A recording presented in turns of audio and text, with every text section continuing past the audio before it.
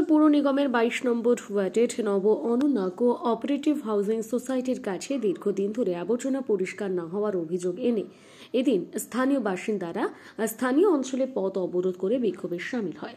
বিক্ষোভকারীদের বক্তব্য, গত সেপ্টেম্বর থেকে এই অঞ্চলের আবর্জনা পরিষ্কার করা হচ্ছে না। পুর নিগমের স্যানিটারি বিভাগের সুপারভাইজার তাদের আবেদনের সাড়া দিচ্ছে না, অথচ প্রতি বছর ময়লা পরিষ্কারের জন্য এলাকা থেকে সুপারভাইজারকে বেশ কিছু অর্থ প্রদান করা হয়। বিষয়টি মহানাগরিককে মৌখিকভাবে জানানো হলেও কোনো লাভ হয়নি। বিড়াল কুকুরের মৃত শব ওই এলাকায় ফেলে দেওয়ায় পচা দুর্গন্ধে তাদের জীবন অতিষ্ঠ হয়ে পড়েছে। ঘটনার প্রেক্ষিতে স্থানীয় কাউন্সিলর অনিমেষ দাস উপস্থিত হলে তার সাথে বাগবিতণ্ডা হাতাহাতিতে জড়িয়ে পড়ে বিক্ষোভকারীরা। পরে ঘটনাস্থলে পুলিশ পৌঁছে পরিস্থিতি নিয়ন্ত্রণ করে। একই সাথে কাউন্সিলর উপস্থিত হয়ে দাঁড়িয়ে থেকে আবর্জনা পরিষ্কারের ব্যবস্থা করেন। অন্যদিকে মহানাগরিক বিধান উপাধ্যায় বলেন, বিষয়টি খোঁজ নিয়ে ব্যবস্থা গ্রহণ করা হবে। কিসে নিয়ে নয়, এটা হচ্ছে গত 20 সেপ্টেম্বর থেকে আমার কাছে রেকর্ডিং আছে এক একটা ডেটের। এই ওয়ার্ডের যিনি কাউন্সিলর অনিমেষ দাস বলে যাকে সবাই চেনে, আমরা এখান থেকে দাবি করছি 20 সেপ্টেম্বর থেকে আমাদের কিছু গাছ পুজোর সময় পরিষ্কার করা হয়, সেগুলো প্রতি বছর এখানে ফেলা হয়। কর্পোরেশনের গাড়ি এসে পরে পরিষ্কার করে যায়। তার জন্য আমরা সুইপার দিকে কিছু 100-200 টাকা জল খেতে দিই। এই বছরও আমরা দিয়েছি পুজোর পর বকশিস হিসাবে।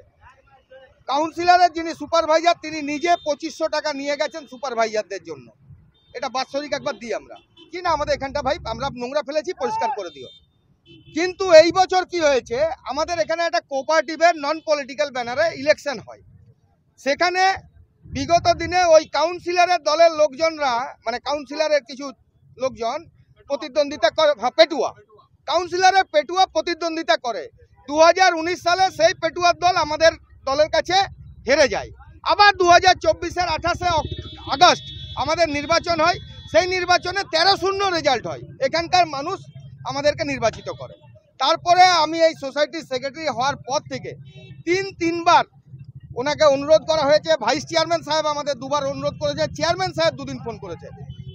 প্রথমে বললো দুর্গা পূজার আগে হয়ে যাবে, তারপরে বললো কালী পুজোর আগে হয়ে যাবে, বললো ছট পুজো পেরিয়ে যাক, বললো মেলাতে আপনার 50টা করে কর্পোরেশনের লেবার খাটবে, আর আমরা যারা ট্যাক্স দিই, আমরা কোথায় চা দোকান, কোথায় মদ দোকান, সেখানকার নোংরা এনে ফেলে দেবে, কোথায় বিড়াল মরবে, কোথায় কুকুর মরবে, এনে আমাদেরকে সহ্য করতে হবে। এখানে আনন্দ মেলা ফ্ল্যাটের লোকেরা আছে, তাদের ঢোকা যাওয়া বন্ধ হয়ে গেছে। নব অনন্যার মানুষজন আসা যাওয়া বন্ধ করছে, নাকে ঢাকা নিয়ে যেতে হচ্ছে। কেন? আমরা কোথায় পাস করব? এই কাউন্সিলর আমাদের এখানে একটা পিএইচি জলের লাইন ছিল, কর্পোরেশনের জলের লাইন আমরা 28 লক্ষ টাকা দিয়ে নেওয়ার পর ও জলের লাইনটা আমাদের পিএইচিটা বন্ধ করেছে। ওখানে 42 লাখ টাকা আমাদের দেওয়া আছে। এই অনিমেষ দাস ভদ্রলোক আমাদের সঙ্গে কিছুভাবে পেরে না উঠে এখন আমাদের প্রতি এরকম প্রতিহিংসামূলক কাজ করছে। কি না, আমরা মেয়র সাহেবকে রিকোয়েস্ট করেছিলাম যে আমাদের এই মোড়টাতে দুর্ঘটনা ঘটছে, 2টো বাম্পার দেওয়া করান, এখানে একটা হাইমার্কস লাইট লাগিয়ে দিন। মেয়র সাহেব অর্ডার করে এখানে করিয়েছেন, রাস্তাটা করে দিয়েছেন। ওর রাগ যে কেন আমার কাছে এলো না, মেয়র সাহেবকে অনুরোধ করে করলাম।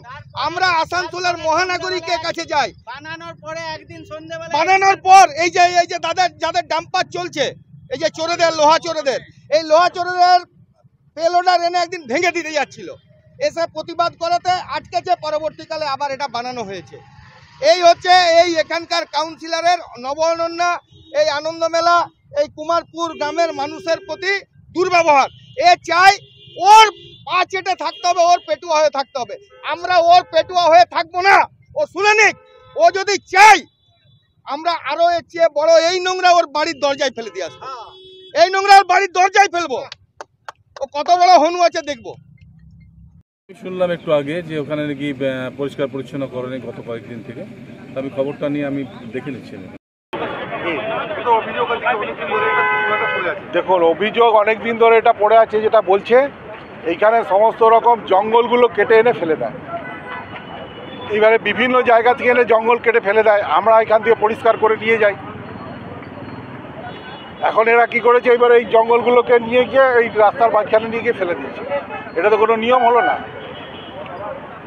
আমাদের একটাই, কাকে মেয়রকে জানিয়েছে? আমি তো বড় চেয়ারম্যান, আমাকে জানিয়েছে? জিজ্ঞেস করুন। আমার বলছে যে আমরা স্যানিটারি সুপারভাইজারকে জানিয়েছি। তো স্যানিটারি সুপারভাইজার যদি কাজ না করে থাকে তাহলে তার উপরে কাউন্সিলর আছে, তাকে জানান। কাউন্সিলর যদি কাজ না করে তার উপরে বড় চেয়ারম্যান আছে, তাকে জানান। বড় চেয়ারম্যান যদি জানানোর পরেও যদি কাজ না হয় তাহলে আপনি মেয়রকে জানান। মেয়র এক কথা বলেছে, মেয়র সাহেব এদের রাস্তা করে দিচ্ছে এক কথাতে, কাউন্সিলরের সঙ্গে কোনো আলোচনা না করে মেয়র সাহেব এদের রাস্তা করে দিচ্ছে। এক কথা বলাতে টাওয়ার লাইট করে দিল। জল ছিল না, আমাদের বোর্ড জলের ব্যবস্থা করে দিয়েছে। তারপরে আমরা তাদের কাছে এরকম আশা করব যে ময়লাগুলো নিয়ে গিয়ে মাঝ রাস্তায় ফেলে দিক। কত লোকের অসুবিধা হচ্ছে আপনারা বলুন। তাহলে এটা কি, এটা হচ্ছে, এটা শুধু রাজনীতি, পুরো পলিটিক্স। এটা আমাদের গভর্নমেন্টকে আরো মানে বেলাইন করার এটা পলিসি।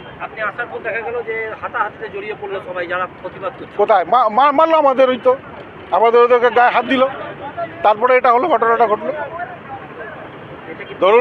ধরুন কেউ যদি কাউকে আক্রমণ করে তাহলে তো ডিফেন্স তো তাকে করতেই হবে। ছিল আমাদের এখানে ময়লাগুলো তুলছিল না গত 3 মাস ধরে, দুর্গাপুজোর আগে থেকে আমরা রিকোয়েস্ট করেছিলাম বারবার যে এখান থেকে ময়লা তুলে, সে না আসার পর আমরা আজকে সমস্ত আমাদের অন্যবাসী গিয়ে পড়েও একটা বিক্ষোভ দেখালো যে ঠিক আছে এগুলো মালগুলো আমরা মাঝ রাস্তায় ফেলি, তাহলে একটু হলে পরে এরা একটা ইনিশিয়েটিভ নেবে, এগুলো পরিষ্কার পরিচ্ছন্ন করবে। উদ্দেশ্য আমাদের একটাই, শহরটা আমাদের সবারই ইচ্ছা শহরকে সুন্দর করে রাখা, পরিষ্কার পরিচ্ছন্ন করে রাখা, আমাদের উদ্দেশ্য সেটাই ছিল। কিন্তু পরবর্তীকালে কাউন্সিলরের সাথে আরও লোকজন এসে পড়ে মার ধাক্কি করে আর কি, আমাদের সেক্রেটারি সাহেবকেও ধাক্কা মারে, আমিও ধাক্কায় পড়ে যাই, পায়ে লেগেছে, এই আর কি। উদ্দেশ্য আমাদের একটাই, পরিষ্কার পরিচ্ছন্ন শহরকে রাখা। আপনার নামটা? আমার নাম কাজী জয়নাল আফসার, আমি চেয়ারম্যান নব উন্নয়ন সোসাইটি। সোসাইটির গেট থেকে বেরিয়ে রাস্তা, মেন রেড রাস্তা বারোটামে কোনো শহরে আছে, বারোটামে হেভি ভেহিকল যাবে, কোনো শহরে নেই, একদম শহরের ভিতর দিকে যাচ্ছে, শহর ভিতর দিকে 12 টাকা 14 টাকা ট্রাক যাচ্ছে 80 টন লোড নিয়ে। এটা কোনো যুক্তি হলো? তবে এটা কি আমাদের এখানে সুকুমার দাস অ্যাক্সিডেন্ট করে 5 লাখ টাকা খরচা হলো, মরে যেত বেচারা। 5 লাখ টাকা রোডের মধ্যে এসে বাধ্য হয়ে 3 মাস ধরে বলে থকে গেছে, কুকুর ফেলে দিয়েছে, গন্ধতে থাকা যাচ্ছে না। ঠিক আছে, সেপ্টেম্বর থেকে বলা হয়েছে। আমাদের একটা জলের লাইন ছিল, ওইটাও কেটে দিয়েছে। কি বলবো, এখানে পয়সা নিয়েছে, ডবল পয়সা নিয়েছে, বলছে ডবল কানেকশন হবে না।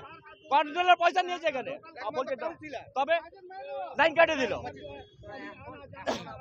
আমাদের কিছু দাবি নেই, আমাদের পরিষ্কার চাই, আমরা নিজে পরিষ্কার করে নিচ্ছি। কর্পোরেশন করুক না করুক, এখানকার নিজে পরিষ্কার সবচাইতে বেশি।